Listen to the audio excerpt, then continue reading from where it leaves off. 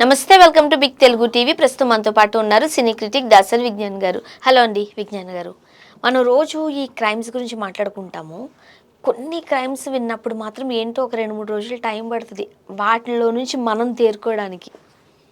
నిన్న బార్లో జరిగిన బార్ అండ్ రెస్టారెంట్, అది ఓన్లీ బారు పబ్బు, దాంట్లో జరిగిన హత్య చూసారా?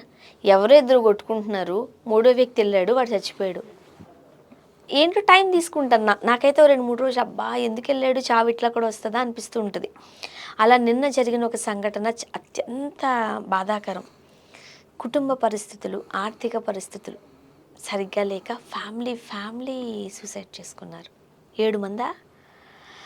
చిన్నపిల్లలు ఉంటారు, ఎలా చచ్చిపోతారు, వాళ్ళని ఎలా చంపుతారు అని అంటే వాళ్ళ ప్లేస్లో మనం ఉంటే మనం ఏం ఆలోచిస్తావో అనిపిస్తుంది. టైం పడుతుంది మనం తేరుకోవడానికి, ఇలాంటి ఎస్పెషలీ క్రైమ్స్ వింటున్నప్పుడు. ఏం చెప్తారు? ఇది హర్యానాలో జరిగింది. పంచకుల పోలీస్ స్టేషన్ పరిధిలో రోడ్డు పక్కన కారు ఆగి ఉంది. ఒక ఆయన వచ్చే, బాబు ఇది అటుపెట్టు ఇటుపెట్టు అంటే, ఏం లేదండి ఇట్లా మేము బాగేశ్వర్ ధామ్ నుంచి వస్తున్నాము. బాగేశ్వర్ బాబా ధీరేంద్ర కృష్ణ శాస్త్రి ప్రవచనాలు చెప్తాడు. ఓకే, మన గరికపాటి వీళ్ళలాగా అక్కడ హర్యానాలో కొంచెం ఫేమస్సే. మన ఈ పతంజలి యోగి బాబానా ఆయన పేరేంటో, రామ్దేవ్ బాబా. ఆయన కూడా ఆయన దగ్గరికి వెళ్ళి ప్రమోట్ చేశాడు. కొంచెం ఆస్థాయి వ్యక్తే, మంచి వ్యక్తే. సరే, మంచి వ్యక్తి అంటే బాగా పలుకుబడి ఉన్న వ్యక్తి అని అర్థం. వీళ్ళు అక్కడికి నుంచి వస్తున్నామండి, హోటల్ రూమ్ దొరక్క ఇక్కడ కారులోనే ఇలా ఉన్నాము అని చెప్పారు. అందరూ ఇట్లా ఉన్నారు. సరే పాపం హోటల్ రూమ్ లేక పడుకున్నారేమో అనుకున్నారు. మళ్ళీ నోళ్ళకి వెళ్ళి 2-3 నోళ్ళకి వెళ్ళి నురుగులు వస్తున్నాయి, కొంతమంది దగ్గుతున్నారు, ఏదో అవుతుంది. వీడు మళ్ళీ నిలదీశాడు, ఏ బాబు ఏం జరుగుతుంది చెప్పు అని. నా పేరు ప్రవీణ్ అండి, మేము ఇట్లా బాగేశ్వర్ బాబా దాని నుంచి వస్తున్నాము, మాకు 20 కోట్ల అప్పులు ఉన్నాయి. 20 కోట్ల? ఈ జన్మకి తీర్చుకోలేము, అందుకని చెప్పి కుటుంబం అంతా కలిసి ఆత్మహత్య చేసుకోవాలనుకున్నాం. ఆల్రెడీ విషయం తాగాము, ఇంకో 5 నిమిషాలు అయితే నేను కూడా చచ్చిపోతానేమో అని చెప్పాడు.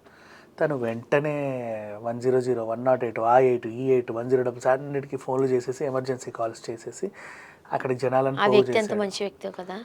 పోగు చేశాడు. కారులో ఉన్న వాళ్ళందరూ చనిపోయారు. ఈయనని జస్ట్ అలా తీసుకెళ్ళి అంబులెన్స్ ఎక్కించలోపు ఈయన కూడా చనిపోయాడు. ఏ విషయం తీసుకున్నారో ఏంటో తెలియదు. 7 ప్రాణాలు అక్కడికక్కడే పోయాయి. ఈ ఇన్సిడెంట్ని చూసిన తర్వాత నేను అప్పుల బాధ గురించి మాట్లాడదలుచుకోలేదు, ఇంకేం మాట్లాడదలుచుకోలేదు. వీళ్ళకి అయిన ఇష్యూ ఏంటంటే, బాగేశ్వర్ ధామ్ నుంచి నువ్వు వస్తున్నావు, ధీరేంద్ర కృష్ణ శాస్త్రి నీకు ప్రవచనాలు చెప్పాడు. ఏది మన దృశ్యం సినిమా ప్రవచనాలు లాగా అనుకో. కొంచెం స్ట్రాంగ్ రావాలి కదా, ప్రవచనాలకు వెళ్ళి వచ్చినప్పుడు స్ట్రాంగ్గా రావాలి. కానీ ఆత్మహత్య చేసుకోవాలని ఎందుకు అనిపించింది 7గురికి? ఏం ప్రవచనం చెప్పావు నువ్వు?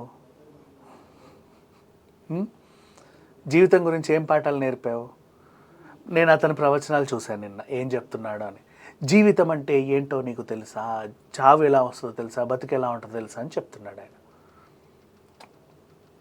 నిన్నే విన్నా నేను ప్రవచనం అనుకుంటూ, బాగేశ్వర్ బాబా అని కొట్టి ఫస్ట్ వచ్చే 2-3 విన్ను చాలు, హిందీలోనే చెప్తాడు. వీళ్ళు ఆల్రెడీ జీవితం మీద అంతా విరక్తి కలిగి ఏం చేయాలో అర్థం కాక దేవుడు ముందు గాల్లో దీపం పెడతారు చూసావా, దేవుడా అని. అలా ఫ్యామిలీ అంతా ఎటు చూడు అప్పులు, ఆడు తలుపు కొడతాడు, ఈడు ఫోన్లు చేస్తాడు. అంటే 20 కోట్లు అప్పు చేశారు అని అంటే ఎంతో కొంత కాస్త ఉన్న వాళ్ళే. అప్పు ఉంది అంటే ఎప్పుడైనా సరే వీళ్ళు అప్పు చేశారని కూడా అనుకోదు. ఏదైనా బిజినెస్ దెబ్బతిండమో, కంపెనీ నష్టాల్లో ఉండడమో, అట్లాంటి వాళ్ళకి 20 కోట్ల అప్పులు అవుతాయి. లేదా బట్టల షాపు సరిగా నడవకపోవడమో, లేకపోతే బంగారం షాపు నడవకపోవడమో. ఇప్పుడు మీరు నేను బంగారం షాప్ పెట్టుకోగలుగుతామా? ఓ రేంజ్ ఉన్న వాళ్ళే పెట్టుకోగలుగుతారు. అంత ముడి సరుకు ఉండాలి కదా మన దగ్గర. సో 7 మంచి ఉన్న వాళ్ళే, పిల్లలు కూడా ఉంటారు అందులో, మంచి కొంచెం ఉన్న వాళ్ళే. ఏదో వాడు నమ్ముకున్న ఫ్యాక్టరీ నష్టం వచ్చిందో, ఇంకేమన్నా అయిందో, వాళ్ళ కష్టాలు వాళ్ళవి.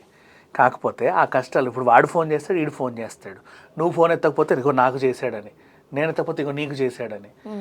అందరు 7 నేను అటు వెళ్తుంటే నన్ను పట్టుకొని మరీ అడిగారు, నాన్న ఏం చేయమంటారు, వాడొచ్చి వీడొచ్చి చెప్పి ఎంత సతమతమయ్యి ఒక మైండ్ రిలాక్సేషన్ కోసం ప్రవచనం వినడానికి వెళ్ళారు వీళ్ళు. అంతేనా? ఇప్పుడు దృశ్యం సినిమా కూడా అదే గుర్తుంది. దృశ్యంలో వాళ్ళు నిజంగా ప్రవచనాలు విన్నారో లేదో అది కదే. కాకపోతే ఏంటంటే ఒక టైప్ ఆఫ్ స్ట్రెస్లో ఉన్నప్పుడే కదా వాళ్ళకు ఒక ఆలోచన వచ్చింది. ఇట్లా ఈ ఫ్యామిలీకి కూడా ఒక ఇబ్బంది వచ్చింది. వెళ్ళారు. ఏడుగురు వెళ్ళిన తర్వాత నువ్వు ప్రవచనాలు విని రిటర్న్ జర్నీలో ఇంకే మనందరం కలిసి చచ్చిపోదామా అనిపించింది. ఏం నీతి చెప్పావు ప్రవచనాల్లో చెప్పు నాకు. నీ దగ్గరకు వస్తే రిలాక్సేషన్ కోసం వస్తే మనుషులు చంపుతావు. నేను ఇతను నిందించట్లా పరోక్షంగా. అలాంటి వాళ్ళు వస్తారని కూడా వాళ్ళు మీకు తెలియదు కదా. ఇలా కూడా అనుకోవచ్చు, వాళ్ళు నిజంగా చావాలనుకునే వచ్చి మైండ్లో ఆల్రెడీ ప్రిపేర్ అయ్యి లాస్ట్ కాసేపు దేవుడి మాటలు విని చచ్చిపోదాం అనుకొని కూడా ఉండొచ్చు కదా మరి. ఉండొచ్చు. అవును. కానీ నువ్వు చెప్పే మాటల్లో మనుషులు మారాలి కదా. అంటే మైండ్లో అంత గట్టిగా ఫిక్స్ అయిపోతే ఇంక బికాజ్ నువ్వు అలా మంచి మాటలు చెప్తావనే కదా నీ దగ్గరికి తండోపతండాలుగా వచ్చి ఇట్లా కూర్చుంటారు. అదే అంటున్నా, మైండ్లో ఫిక్స్ అయిపోతే చచ్చిపోయే ముందు కూడా కొంతమంది దేవుడికి దండం పెట్టుకుంటారు తెలుసా. ఇది అలాంటిదే. ఇప్పుడు దేవుడి మీద నమ్మకం ఉంది, దేవుడు నిజంగానే నీకు ఏదో హెల్ప్ చేస్తారనే నమ్మకం నీకు ఉన్నప్పుడు నువ్వు చావు వరకు వెళ్ళవు. అంటే వచ్చే జన్మలోనైనా నాకు ఇవన్నీ లేకుండా పుట్టించు అంటే అవన్నీ కష్టాలు తీర్చడానికి ఒక నమ్మకం ఉందని నీకు తెలుసు. అవును, తెలిసినప్పుడు చావు, అది ఈ రోజు కాకపోతే రేపు అని. కాకపోతే మనం చాలా మంది ఇంకో నేను చచ్చిపోదాం అనుకుంటున్నాను, దేవుడు ఇంకేదో చేయి, అది చేయి, ఇది చేయి అని చెప్పి మళ్ళీ ఆయన మీదే భారం మోసి చచ్చిపోతారు. అది కూడా ఉంటుంది. సో నాకు ఇక్కడ అనిపించింది ఏంటంటే, నేను ఇతని ప్రవచనాలు విన్నాను నిన్న. ఈ స్టోరీ జరిగిన తర్వాత ఎవరి బాగేశ్వర్ బాబా, ఎందుకు ఈ కుటుంబం అంతా అక్కడ దాకా వెళ్ళారు, హర్యానా నుంచి వచ్చి మరి ఏం జరుగుతుంది ఇక్కడ అని చూస్తే ఆయన ప్రవచనాలు చెప్తున్నాడు. ఏదేదో మనిషి అంటే ఏంటి నీకు తెలుసా, బతుకంటే ఏంటో నీకు తెలుసా, అసలు మనం భూమి మీద ఎందుకు పుట్టామో నీకు తెలుసా అన్నట్టుగా ఎక్కడి నుంచో తీసుకొస్తున్నాడు. చెప్పులే, మీ వాక్చాతుర్యం బాగుండబట్టే జనాలు వస్తారు. ఇప్పుడు మనం కూడా ఏదో చెప్తున్నాం కాబట్టే కదా ఈ వ్యూవర్స్ అందరూ వింటున్నారు. అవునా? అలా వీళ్ళది వేరు కదా, ప్రవచనాలు చెప్పే వాళ్ళది. ఇంచుమించు వీళ్ళను దేవుళ్ళలా చూస్తూ ఉంటారు. కొంతమంది ఏమో అమ్మాయిలను లైంగికంగా మోటివేట్ చేసి తీసుకెళ్లే వాళ్ళు ఉన్నారు, నిత్యానంద లాంటి వాళ్ళు ఉన్నారు. ఇంకొంతమంది ఆర్థికంగా వీళ్ళని దోచుకునే వాళ్ళు ఉన్నారు. నీకెందుకు సన్యాసం తీసుకొని డబ్బులన్నీ దానికి దానం చేసి అనేవాళ్ళు ఉన్నారు. అండ్ ఇంకొకటి చేసిన వాళ్ళు కూడా ఉన్నారు. మొన్న ఆ బాబాని మర్చిపోయాను నేను, మంచి బాబా ఆయన, వాడెవడికో కోట్లు ఆస్తుంది. స్వామి నన్ను అక్కడి నుంచి వచ్చి నేను చూడలేకపోతున్నాను అని అంటే, నేనే నీ దగ్గరికి వస్తాను, నేనే నీలో ఉంటాను, నిన్ను నా ఒడిలో కూర్చోబెట్టుకున్నట్టు ఉంటాను, నీకేముంది ఎక్కడన్నా ల్యాండ్ ఉందా అంటే ఉంది, ఎంత ఉంది, ఇంత ఉంది, అక్కడ నా ఆశ్రమాన్ని కట్టు అన్నాడు. అంటే ఇది వాడిది అది. అలా చెప్పిన వాళ్ళు కూడా ఉన్నారు. సో అట్లా దోచుకునే వాళ్ళని చూసాం. కానీ నీ దగ్గరకు నా 7 వచ్చారు, ఏ గుంపుల్లోనో ఉన్నారులే పాప, నువ్వు పట్టించుకొని ఉండవు, నీ వాగుడేదో నువ్వు వాగుతానే ఉన్నావు అందరికీ ఇట్లా పట్టించుకోవాలి మనుషుల్ని. ఇట్లా చెప్పేవాళ్ళు ఏ వేళల్లో వస్తారబ్బా నమ్మే వాళ్ళు, వస్తారు. కానీ మా ఏదో ఏ మూలకి ఒక మొహం అన్న ఏడు మొహం వేసుకొని ఉండదు. ఇట్లా వినే వాళ్ళు ఉంటారు, హహహా అనే వాళ్ళు ఉంటారు. ఇంకా అయిపోయిందిలే, ఆ లాస్ట్ లో దేవుడి మాటలో మంచి మాటలో 4 మాటలు విని చచ్చిపోదామని ఫిక్స్ అయిపోయి కూడా ఉండొచ్చు. ఇంకా అప్పుడు ఇంకేం చెప్పినా వెళ్ళదు మన. ఇప్పుడు మనం ఎన్ని మాట్లాడుకున్నా 7 ప్రాణాలు అయితే తిరిగి రావు. కాకపోతే నాకేంటంటే ఇట్లాంటి వాళ్ళు ప్రవచనాల మీద నాకు కొంచెం ఇబ్బందిగా అనిపిస్తుంది. ఏదేమైనా వాళ్ళ ఆత్మకి శాంతి చేకూరాలి. Thank you.